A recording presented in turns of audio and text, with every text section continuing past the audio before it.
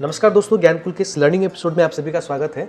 आज के इस चैप्टर में हम लोग सीखने वाले हैं एडिटिंग के बारे में, और एडिटिंग में हम लोग आज इन सारे टॉपिक को कवर करेंगे।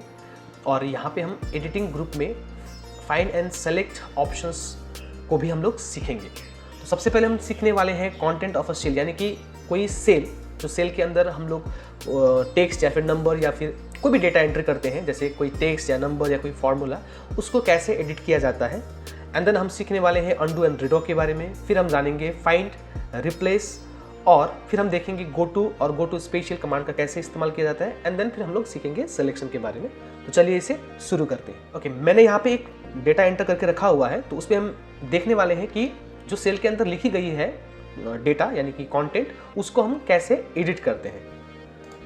ओके, तो मेरा यहाँ पे एक डेटा मैंने एंटर करके रखा हुआ है जिसपे सीरियल, नेम, टारगेट और अचीवमेंट यहाँ पे लिखी गई है। ओके, और यहाँ पे सभी को जोड़कर यहाँ पे लिखा गया है, उसका टोटल निकाला गया है। ओके, इसका टोटल निकाला गया है, टारगेट का टोटल एंड अचीवमेंट का टोटल भी निकाला गया है। तो हमें अगर यहाँ पे एडिट करना है, जैसे मान के चलिए कि हम जैसे टारगेट का या जो टारगेट लिखी गई है उसको एडिट करना है, तो एडिट करने के दो तरीके हैं। पहला तरीका है कि आप जिस सेल को एडिट करना है, आपको उस सेल के अंदर जाना है और आपको डबल क्लिक करना है। डबल क्लिक करेंगे तो आपको यहाँ पे कर्सर आ जाएगा, फिर आप उसे सिंपल उसे मिटा के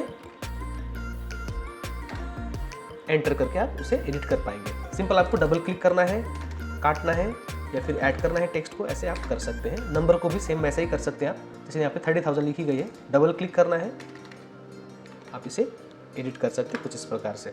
नाउ दूसरा तरीका है कि जिस सेल को एडिट करना है उस सेल में आपको जाना है, और जाने के बाद में आपको यहाँ पे फॉर्मूला बार दी गई है, उस फॉर्मूले बार में जाना है और वहां से आपको करना है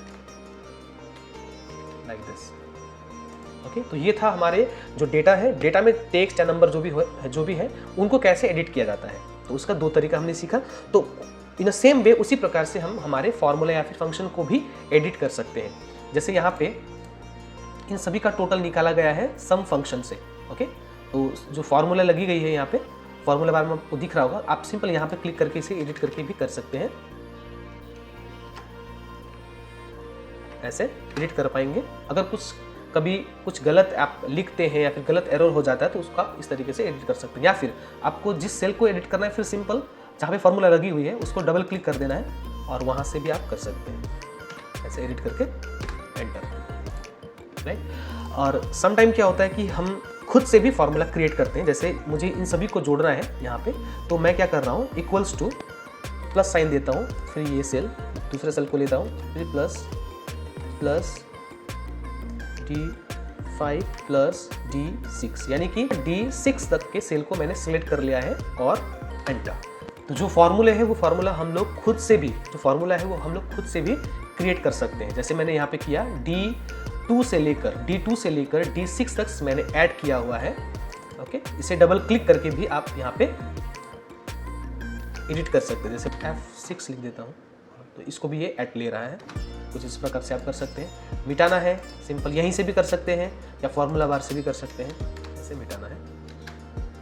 ओके, तो फॉर्मूला खुद से भी आप क्रिएट कर सकते हैं, इक्वल्स टू का साइन लगा के, और ऐड करना है या फिर मल्टीप्लाई करना है, जोड़ना है, घटाना, जो भी करना है आपको वो आप कर सकते हैं।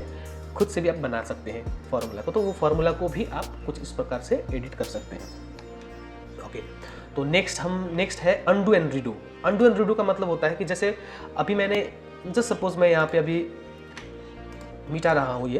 ओके, तो मेरा यहाँ पे डेटा था, मैंने इसके जो हेडिंग में लिखा गया था, यहाँ पे टारगेट और अचीवमेंट लिखा गया था, उसको मैंने हटा दिया, और हटाने के बाद में मुझे रियलाइज होता है कि मैंने यहाँ पे कुछ मिस्टेक कर दिया और मैं वापस जैसा था वैसा ही मुझे निकालना है मेरे डेटा को। तो उसके लिए मुझे दो तरीके से मैं कर सकता हूँ। एक है कमांड से, यहाँ पे अंडू बटन आपको दिख रहा होगा, तो अंडू जब आप करेंगे तो एक स्टेप आप वापस जा रहे हैं लाइक दिस, अंडू। तो दो बार मैंने इसको एडिट किया था, इसको मिटा दिया था पहली बार, सेकेंड इसको मिटाया था। तो जब आप अंडू करते हैं तो आप पीछे से आप जैसा था पोजीशन वैसे ही उस पोजीशन में आप पहुंच जाएंगे इस तरीके से।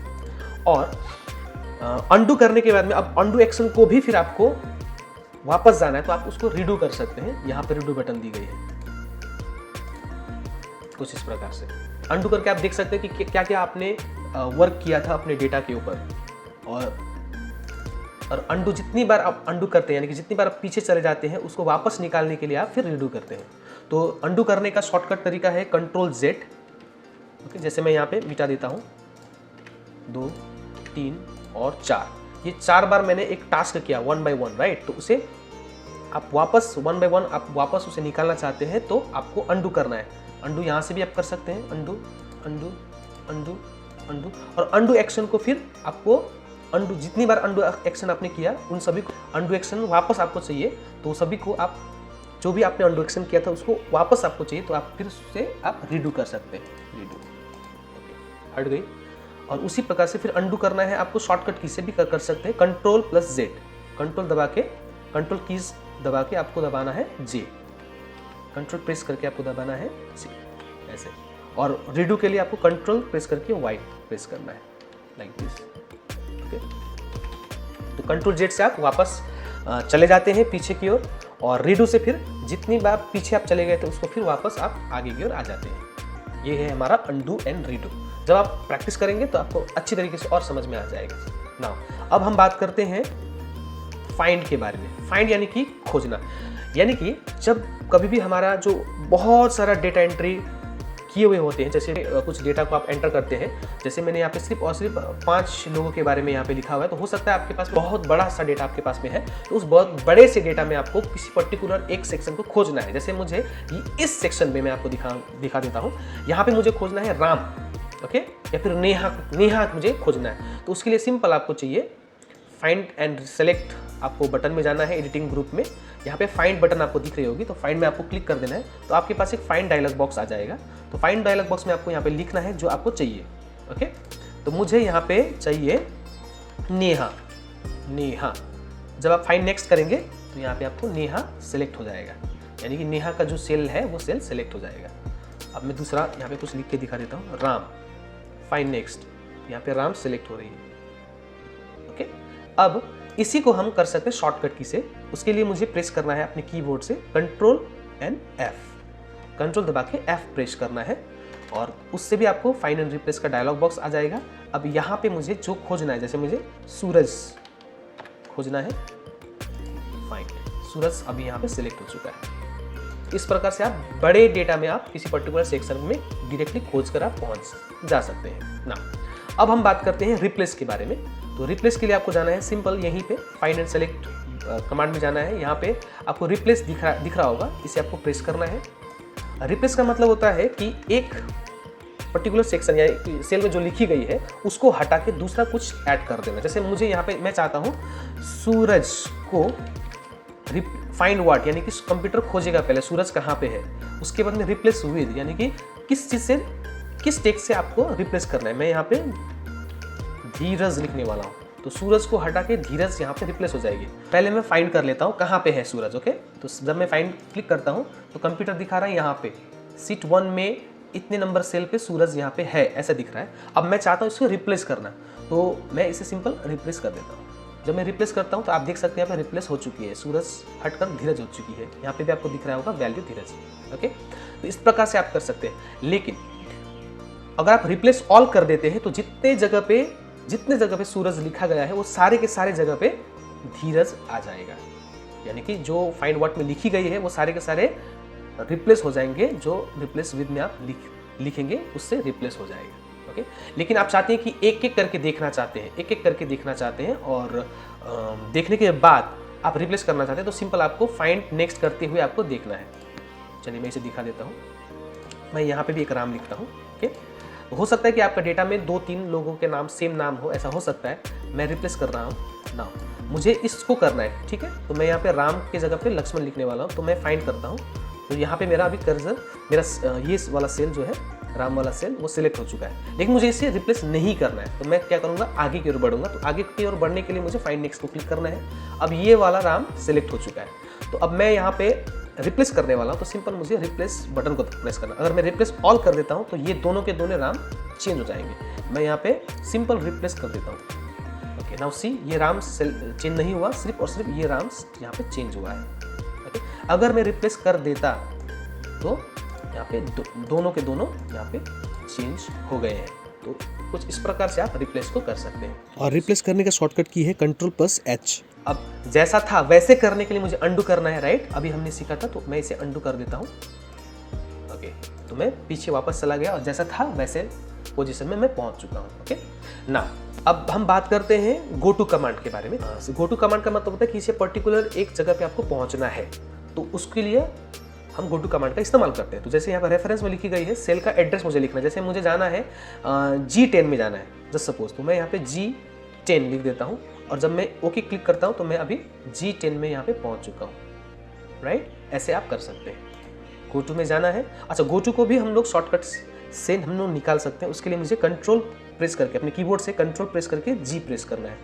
ओके, अब मैं यहाँ पे जाने वाला हूँ, जैसे D6 में जाने वाला हूँ, तो ओके, तो मैं अभी D6 रो में यानी D कॉलम 6 रो यानी D6 में मैं अभी पहुँच चुका हूँ। आप यहाँ पे भी देख सकते हैं सेल एड्रेस D6 में पहुँच चुका हूँ। ओके, तो इस प्रकार से आप गो टू कमांड से भी आप कर सकते हैं या फिर कंट्रोल प्रेस करके G से भी आप कर सकते हैं। नाउ अब हम बात करते हैं गो टू स्पेशल का।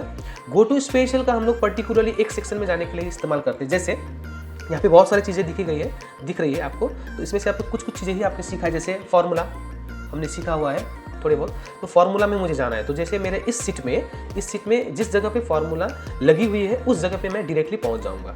जैसे मैं फार्मूला को क्लिक करता हूँ तो यहाँ पे देखिए आप नंबर, टेक्स्ट, लॉजिकल एरर सारे के सारे यहाँ पे सिलेक्टेड है, तो मुझे यहाँ पे जाना है। तो मैं जैसे यहाँ पे ओके कर देता हूँ तो आप देख सकते हैं ये दोनों यहाँ पे दोनों में फार्मूला लगी हुई थी, दोनों को दोनों सिलेक्ट हो चुके हैं। तो इसी चीज़ को आप यहाँ से भी कर सकते हैं। गो टू स्पेशल में ना जाके आप यहाँ से भी कर सकते हैं। फार्मूला में डायरेक्टली जाना है, अगर आपने कमेंट ऐड किया है तो वहाँ पे जाना है, अगर आपने कंडीशनल फॉर्मेटिंग किया है तो वहाँ पे डायरेक्टली कैसे जाएंगे उसके लिए कॉन्स्टेंट डेटा वैलिडेशन, ये सारे के सारे अगर आपने करके रखे हुए हैं तो आपको डायरेक्टली कैसे जाना है तो आप सिंपल यहाँ से कर सकते हो। वही चीज़ गो टू स्पेशल में भी आपको यहाँ पे दिख रहा होगा, कॉन्स्टेंट कमेंट्स, राइट, यहाँ पे दिख रहा होगा। तो यहाँ से भी आप कर सकते हैं और इसी चीज़ को आप यहाँ से भी कर सकते हैं, राइट। लेकिन हमने ये चीज़ सीखी हुई नहीं है, जैसे कैसे कमेंट ऐड किया जाता है, कंडीशनल फॉर्मेटिंग कैसे की जाती है, ये चीज़ नहीं सीखी है, तो इसे हम आगे की चैप्टर में इसे हम जानेंगे अच्छे से। नाउ अब हम बात करते हैं सिलेक्शन के बारे में। तो सिलेक्शन में यहाँ पे आपको select object and selection pen दिख रही होगी। तो सिलेक्ट ऑब्जेक्ट का मतलब होता है कि जब कभी भी आप अपने एक्सेल शीट में कोई ऑब्जेक्ट पे ऐड करते हैं, जैसे शेप हो गया, कोई पिक्चर्स हो गया, कोई चार्ट हो गया, अगर आप ऐसा कोई ऑब्जेक्ट को ऐड करते हैं, बहुत सारे मल्टीपल ऑब्जेक्ट्स को आप ऐड करते हैं, तो उसको कैसे सिलेक्ट करेंगे। जैसे मैं आपको दिखा देता हूँ, मैंने यहाँ पे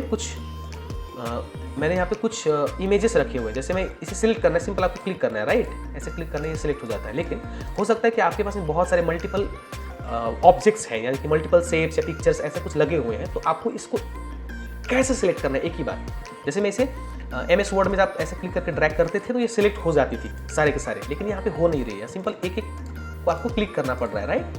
तो इस चीज़ से बचने के लिए आप यहाँ से कर सकते हैं, फाइंड एंड सिलेक्ट कमांड में जाना है। यहाँ पे आपको देखना है सिलेक्ट ऑब्जेक्ट। जैसे आप सिलेक्ट ऑब्जेक्ट को क्लिक करते हैं और आप इसे ऐसे क्लिक करके ड्रैग करके सिलेक्ट कर पाएंगे।